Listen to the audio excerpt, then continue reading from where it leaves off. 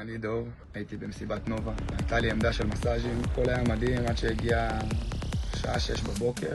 אנחנו רואים שובלים של טילים עולים לאוויר. באותו רגע עוצרים את המוזיקה, צועקים, המסיבה נגמרה. כולם נכנסים לפאניקה, מתחילים להתפנות, לא יודעים מה לעשות, שוכבים על הרצפה. רצים לכל מקום, נהיה כאוס רציני במתחם. התחלנו לשמוע יריות מרחוק, מסתכל על הג'יפ. אנחנו נכנסים לתוך סרט. אל תצאו משם.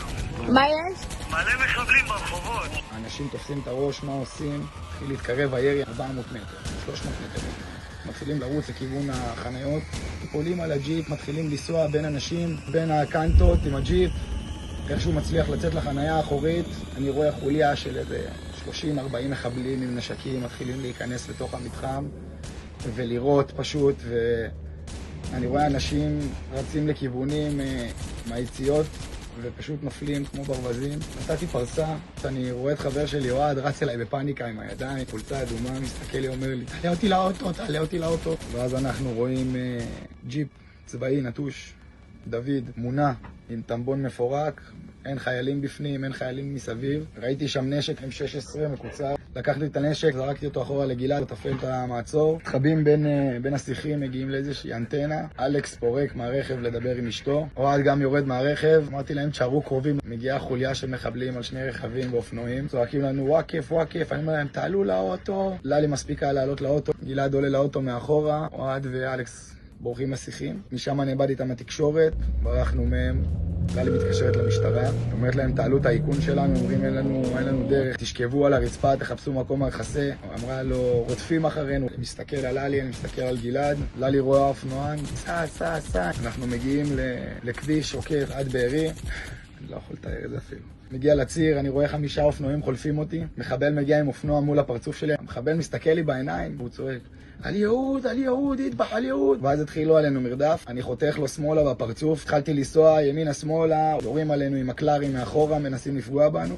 אני מזגזג עם הג'יפ ימינה שמאלה, להרים עננה לאוויר, כדי שלא יצליחו הצלפים להוריד אותנו, והמקלרים, גלעד מקבל רסיס לתוך הראש תיקן. הוא צועק, ירו לי בראש, גלעד, תחזיק את הפצע חזק, תלחץ חזק. תוך כדי שאחד האופנועים נצמד אליי, אני נותן לו לחלק הקדמי של האוטו, הטמבון. הבן אדם עף מהאופנוע לתוך התעלה, מישהו אחר מנסה להגיע אליי מצד ימין, אני נותן לו אחת עם הצד של האוטו, מעיף אותו לתוך הגדר. אנחנו מצליחים איכשהו לזגזג, לברוח מהם. רואים רכבים, מרוססים.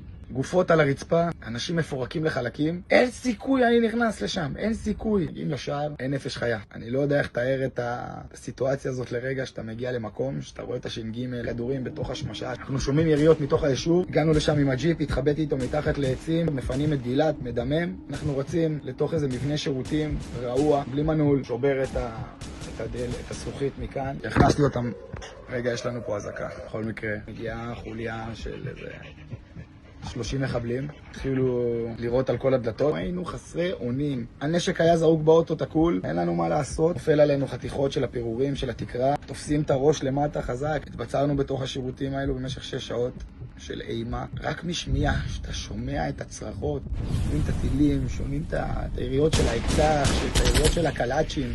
שמע ישראל, שמע ישראל, שמע ישראל. אני שומע מרחוק רכב מגיע, עוצר את האוטו, צעקות, מעינית אני רואה 2 חיילים עם קסדות, וסטים, נשקים. אני מזהה את השפה הצה"לית, כאילו, אי אפשר לקחת את זה. עכשיו זה ההזדמנות שלנו לצאת מפה עכשיו. עלינו על האוטו, הכל שרוף, ריח של שרוף, גופות שרופות של רכבים שרופים. הגענו להלומים, הגענו לכוח צה"לי, ירדה לי אבן קטנה מהלב.